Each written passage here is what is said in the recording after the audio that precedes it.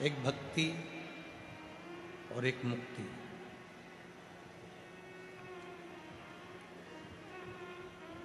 दो शब्द हैं। सीधे यदि मुक्ति को ढूंढोगे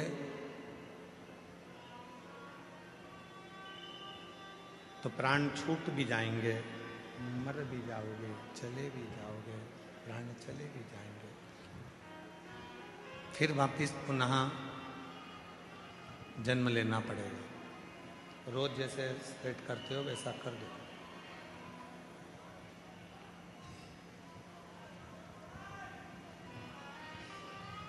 सीधे मुक्त होना, प्राण चले गए, शरीर चला गया, फिर वापिस जन्म लिया और जन्म लेकर फिर इस संसार सागर में आ गए।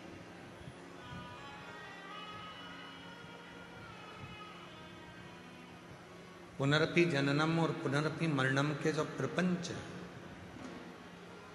उसी संक्राल में यदि हम चल रहे हैं तो ये केवल मुक्ति का पथ नहीं हो सकता।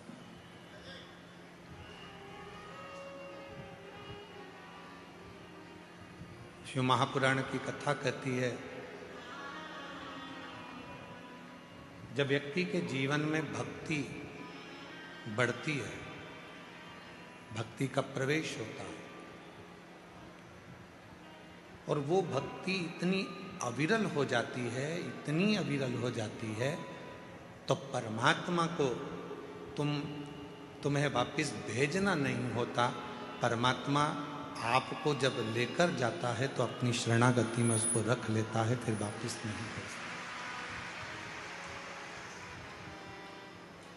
बस भक्ति को बढ़ाना है, भक्ति को बढ़ा दो। ये चल रहा है ये वाले, जितना भक्ति बढ़ेगी उतना सुख पाओ।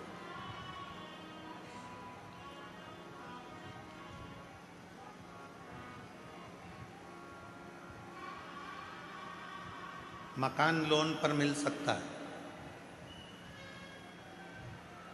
जमीन लोन पर मिल सकती है, गाड़ी लोन पर मिल सकती है,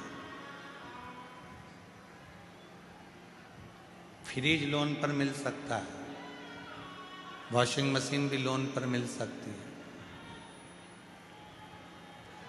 सोना और चांदी भी लोन पर मिल सकता है।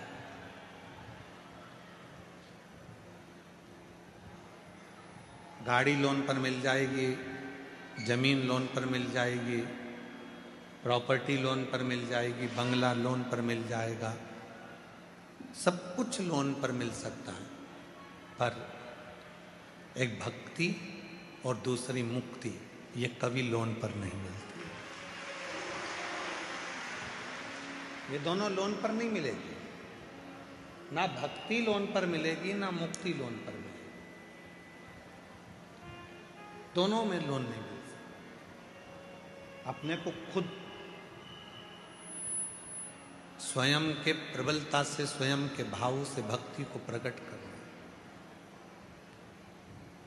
और मैंने तेरे ही भरोसे बाबा, तेरे ही भरोसे हवा बिच उड़ती जावांगी बाबा, डोर हर तो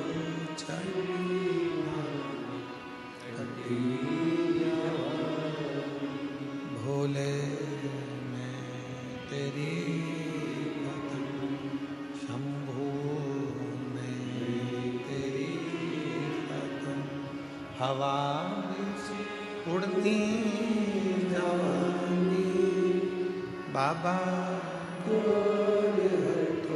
छड़ीला कटी।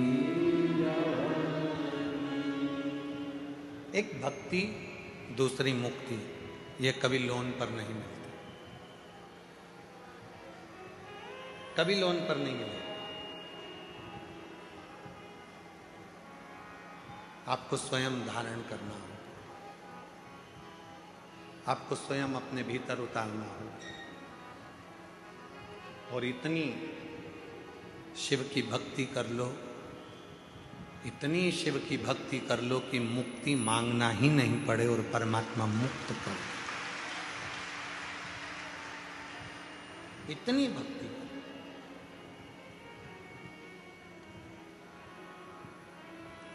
और इतनी जल्दी भक्ति मिलती भी नहीं है। चंदन का तिलक लगा लो और माला पहन लिए और सोचा कि भक्ति मिल गई तो नहीं मिलेगी, बहुत कठिन। मंदिर में जाकर बैठ गए और सोचा कि भक्ति मिल गई, बहुत कठिन। तीर्थ में जाकर बैठ गए और सोचा कि भक्ति मिल गई, नहीं मिल सकती।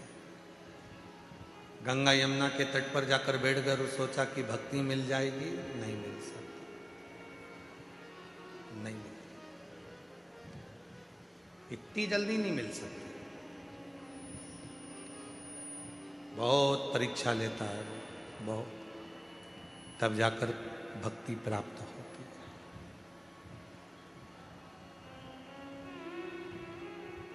मेरी माताओं, मेरी जीजियों, मेरे जीजाओं, मेरी बेटियों, मेरे बेटाओं, मेरे बुजुर्ग माँ बाप, माता पिता, आपसे एक बात पूछें। जितनी भी मेरी माताएं बैठी हैं, मेरी जीजियाँ बैठी हैं, जीजाओं से तो इस प्रश्न को हम नहीं कर सकते, क्योंकि हो सकता है कोई कोई जीजा इसका उत्तर भी दे सकते हैं, पर प्रश्न है मेरी जीजियों से। नमकीन घर में जब भी तुम तलते हो या नमकीन घर में बनाते हो तो उसको तेज आंच में बनाते हो। गैस की आंच कैसी रखते हो? तेज। अग्नि कैसी रखते हो? तेज। और जब मीठा कुछ बनाते हो तो गुलाब जामुन बना रहे हो, हलवा सेकना है, सीरा बनाना है, मीठी थुली बनाना है,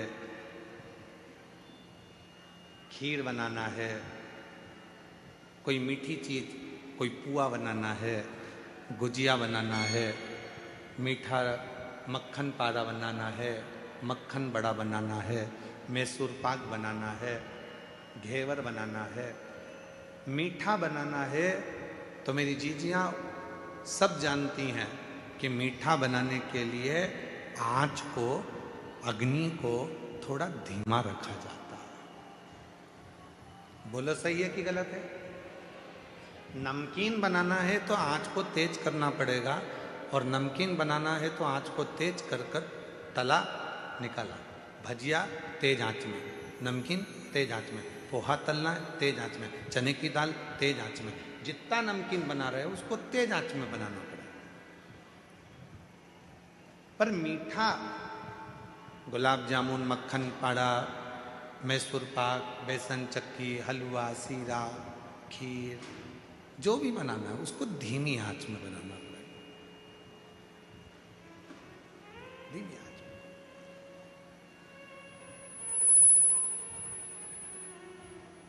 बस भक्ति भी वो मीठा है जिसको धीरे धीरे धीरे धीरे, जैसे आटे को सेको धीरे धीरे, सुगंध आने लगती है आटे के सिकने की, उसके बाद फिर वो हलवा तैयार हो जाता है, सीरा तैयार हो जाता है। गुलाब जामुन को भी धीमी आंच में सेके जाओ, उसमें स्वाद और कलर अपने आप बदल जाता है। गुजिये को धीमी आंच में सेके जाओ, उसका कलर और आनंद, सुगंध अपने आप आना चालू हो जाती है। उसी तरह अपने आप को मिठाई समझो और भक्ति के आनंदमय भावों में इसको सेकना प्रारंभ करो। धीरे धीरे धीरे धीरे जब भक्ति करते जाओगे तो इसका कलर भी चेंज होगा, स्वाद भी चेंज होगा और सुगंध भी चेंज होगा।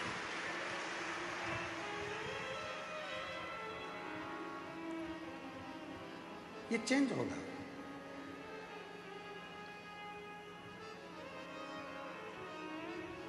भक्ति वो मिठास है जो धीरे धीरे प्रवेश करती है।